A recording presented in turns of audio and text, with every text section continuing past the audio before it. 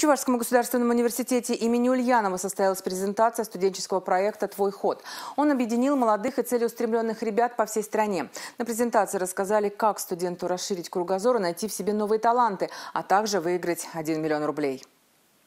Проект «Твой ход» реализуется с прошлого года. В этот раз молодежь сможет принять участие и во внеконкурсной части, где будет возможность проработать свои надпрофессиональные навыки, создать себе кейсы из достижений, что очень полезно для их будущей карьеры. Организовано все в игровой, очень интересной, на мой взгляд, форме, через разные активности.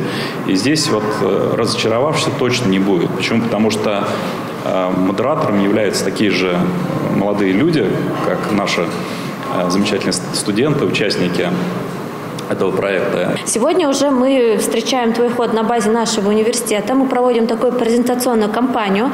Через эту презентацию у нас проходят все студенты нашего университета. И мы очень надеемся, что в этом году у нас участниками конкурса станут больше, несколько раз, и в финал тоже попадут. И в числе победителей будут наши студенты.